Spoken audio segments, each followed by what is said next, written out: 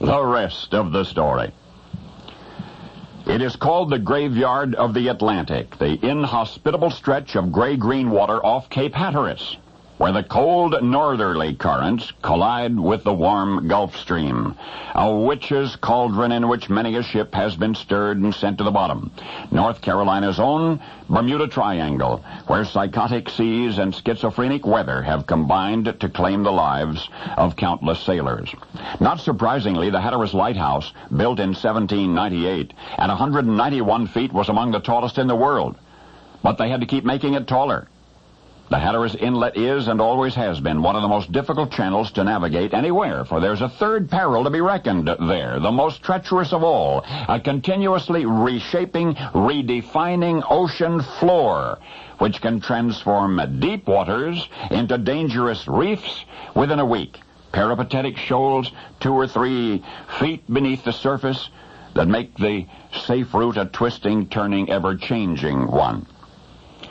In 1810, a miniature navy of warning buoys was deployed in the Hatteras Inlet, but prior to that, the services of an independent navigator were required to guide ships safely into port and out to sea. And that job belonged to one sailor for 20 years. His name was Jack. They called him Hatteras Jack, and his story is the rest of the story.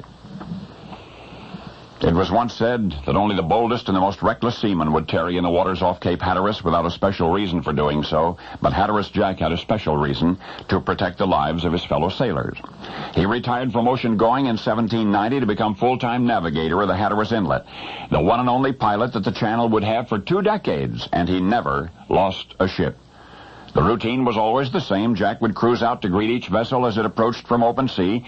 He would learn its size and its draw. Then he would wait until the tide had reached an appropriate level before moving ahead in a carefully calculated route, and the ship would follow him, and Jack would escort her into port, and only after her anchor would drop with a roar of unwinding chain, only then would Jack proceed to the next ship in need.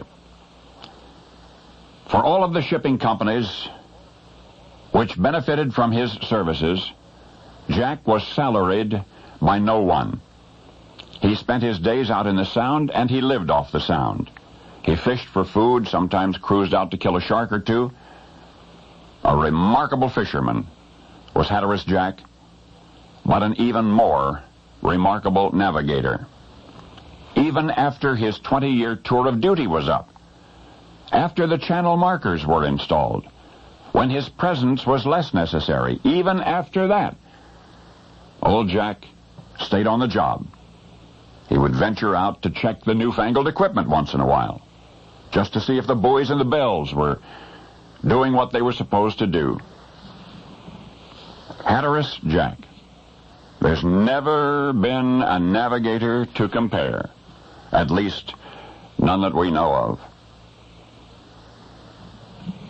And yet for years after Jack was gone, veteran seafarers would gather in dockside pubs to recall the best of them all, this flawless navigator of the most troubled waters in 7 seas, the seafaring sexton of the Graveyard of the Atlantic, Hatteras Jack, an albino